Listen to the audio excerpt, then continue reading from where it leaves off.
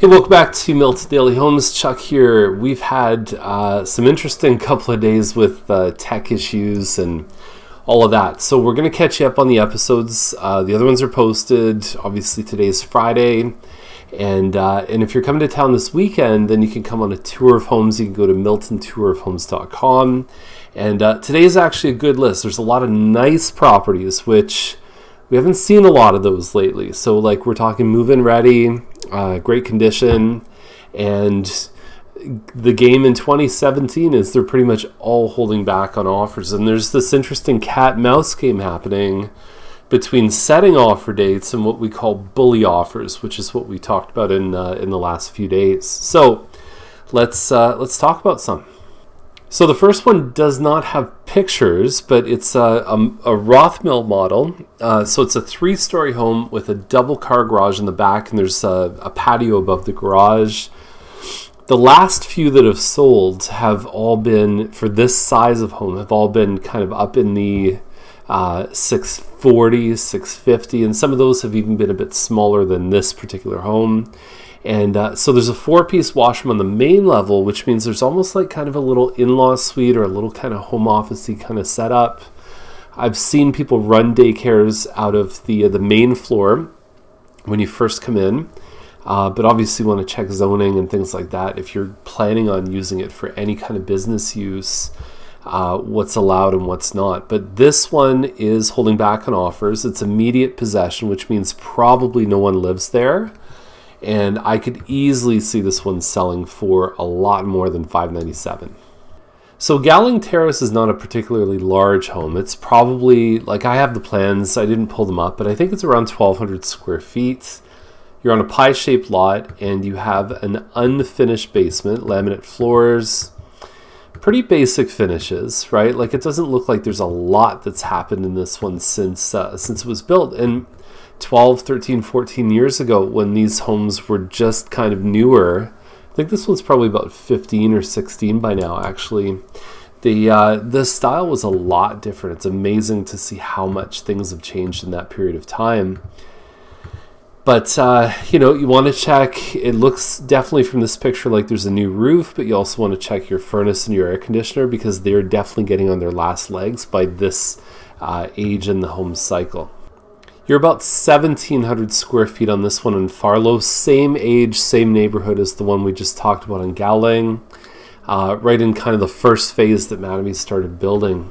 And so the pictures look good. They're holding back on offers here.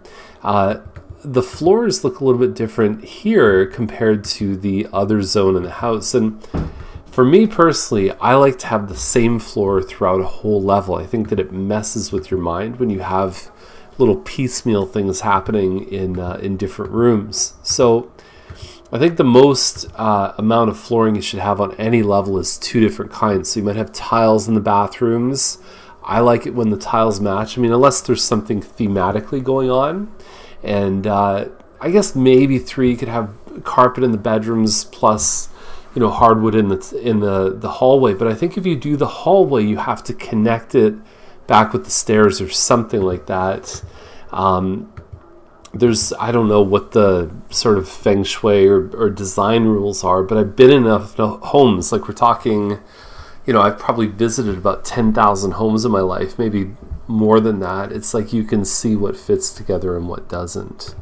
So the list has a bit for everyone. Here's 583 Elliott. We're in Dorset Park. It's a 3-bedroom, 2-washroom. I have seen quite a few times where you figure the garage is about 10 feet by 20 feet. I'll let someone else answer that. And so it's a pretty easy addition. The roof lines are pretty simple. They'll just add about 200 square feet of space above the garage, which can include oftentimes a master bedroom.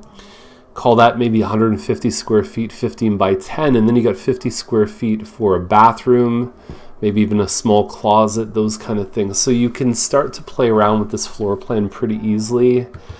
Inside, it's pretty standard, like L-shaped living dining. It looks like they may have extended the kitchen and done their renovations. It's usually a good idea if you have stainless steel appliances to go stainless steel on a microwave. The rest of it looks pretty good. The only other thing I would caution with this one is that you can see the baseboard heating here. That has a bit of a lowering factor in terms of value, but the lot is great. Typical Dorset Park home. I still think when you look at what townhouses are going for in the new area, even though this is this price at $640, or if it sells for $680 or whatever, even though this price is higher than it was last year in this neighborhood, I still think that this neighborhood has some of the best deals in Milton. For the value for what's going on, we've started to see a couple of teardowns here. People have kind of been priced out of like the old downtown Milton. We're now starting to see that they're doing some work on these homes because of 55 by 120 foot lots. With the zoning and the density that's allowed, you can still put a pretty nice home here. Okay, so 588 Serafini. Let's go back to the first shot here. A lot of people looking for nice bungalows now, selling larger properties, properties in Oakville, Toronto, that kind of thing, where they can come into Milton and pay this kind of money. So inside, I mean, you'll see this one, the one on Whaley Way that we're going to talk about in a couple minutes. These are like model home quality. Like they're really, really well done. We've got the invisible risers right here, which I like. I think it just gives a nice feeling. There's some rooms finished down in the basement here, and it looks like there's some green space behind. And then you see the front there, lots of parking in the driveway, but where this one is, so there's 588 Serafini, there's the sports center, and this piece of land, big piece of empty land right behind, you know what's going to happen here. So there's development planned. I know there's a couple of empty lots around here. One of them is going to be a shopping plaza. There's another one that's going to be a 6-story building. There's all kinds of things that are in the works. But I think whatever's planned for here, given its proximity, it's not going to be houses, I'll tell you that right now. So you can probably find some more information under the Milton website. I'll try and put a link down below that has, you can search by neighborhoods and it'll show you all the proposals and things that are coming up in the works. So 1415 Crozier 1.1. So this is a 3,700 square foot home, 5 bedrooms. Every bedroom has direct access to a washroom. You get a front separate living dining on either side because these are 56-foot homes, and that's the thing that I try and explain to people. Builders aren't doing more than 43 feet right now in the name of density and trying to fit more homes in, but these homes, while they're not quite as deep, they're 80 feet deep. A lot of the new ones are now 88, sometimes 100 feet. The width allows you to start doing a lot of different things with rooms. There's a separate office, and then there's a family room with the kitchen.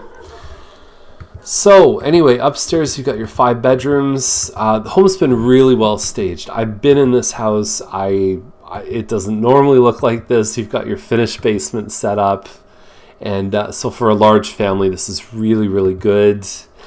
Pretty low maintenance, even if you had 3 cars, which is kind of, I mean, not only is the driveway double deep, but you can also kind of fit a car across here. Neighbors don't always love that, but that's just a reality that some people do that. Anyway, so 1.1, you know, we've seen even the sales from last week, most of the stuff over $1 million has probably gone up $50,000 since the start of the year easily. So I think with the finished basement, the location, there's a park literally just like 2 doors away from this home. It's good. I think this one will get this money, possibly even more. So now we're going to jump over to the Oakville Milton board. 3,200 square feet, one of my favorite floor plans called a Wild Rose. There's 49 pictures here. So it'll show you the full thing here, but this is like, that is a nice looking home. And I love the floor plan. You've got a separate office just kind of over here. You've got your dining room, and then you've got a big family room and kitchen in the back. Fireplace has all been upgraded. We've got pot lights, crown moldings. You can see the kitchen. They spent a lot of money in here. A little bit of a sitting area. There's a covered porch here. So when you're barbecuing, you can barbecue 4 seasons. You don't have to worry about going out and getting rain falling on your head. They've also extended this island out. This is normally a straight island, and they've almost taken over this breakfast area because I guess they figure they could put a very small table, or you could just eat in the dining room, or you could pull up a TV tray if that's your thing. So that's your office, right? Front. Above this room there's another kind of den area. Some people close it off as a 5th bedroom, but this is the den upstairs. So it's off to one side. Then you go across here to the hallway and you've got the other 4 bedrooms. Crown moldings up on the 2nd level. You can see all the rooms with their moldings. Even the countertop looks great with the sink built in. I mean, this is high quality stuff. This might be, in my opinion, with even things like this, like a little makeup table, closet organizers all set up. This might be the best looking home I've seen this year. Like, I really believe that. This is not standard stuff that the builders are putting in homes. They put a lot of money into this place. Built-in speakers down in the basement. Nice open concept, which people like. There's a bedroom down there if you need it.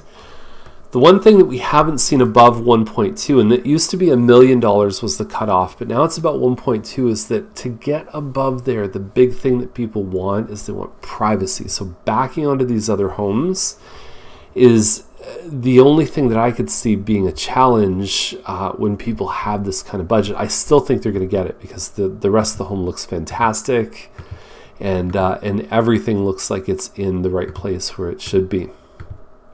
So there we go, some nice use of drones. And finally, I'm going to skip over to the next one, which is 235 Bronte Street, number 59. It's priced at $369. Now, doesn't look particularly amazing, but the game, and it's funny, a year ago, these were like, $289. I remember a client that bought one about a year ago for like $300,000. If you can get in anything condo townhouse for less than $400,000, you're doing amazingly well. You have $347 as a condo fee. In past episodes we've talked about if you were to add $347 into your payments, it's another probably $80,000 worth of mortgage. So every $100,000 on a mortgage is maybe about $450 a month. So even if you added 80 onto this, like, what are you going to buy for like $470? Like, there's just nothing out there right now. Like, even 3-story towns are going for like $550. So I think this is a good deal. I think anything, without looking at the sales, I would say like anything even under $420, you're probably going to thank yourself later this year. So there we go, that's the list. And I think the game is, and we'll talk more about this throughout the episodes in 2017, the game is what price can you pay that you're basically not going to regret it by the time you move in, because we're seeing a rapid appreciation. Last year, on average, it was $295 a day and over $8,000 a month. So, I mean, if the last sale was, let's just say, for argument's sake, $420, and you paid $430 on a house, you have a 60-day close, I guarantee in that 60 days, the way things are looking is that you're going to be thankful on the day you get your keys, because something else will probably sell for $440 right around that time. So if that means you got to pay a little bit more to get in and avoid all the nonsense, that's the market we're playing in. People don't like it as buyers. They're frustrated. Sellers love it. They're breaking records all the time. But as a buyer, you have to know your market really well. You can't do that online. You have to be out there in person. You can have a great agent who's not afraid to tell you when it's time to go forward and when it's time to back away. Using those two together as a team is the winning strategy in 2017. So have a wonderful weekend. And thank you again for watching Milton Daily Homes. I hope you like just the single password. Tried to make it nice and easy, okay? See you later. We'll be back on Monday.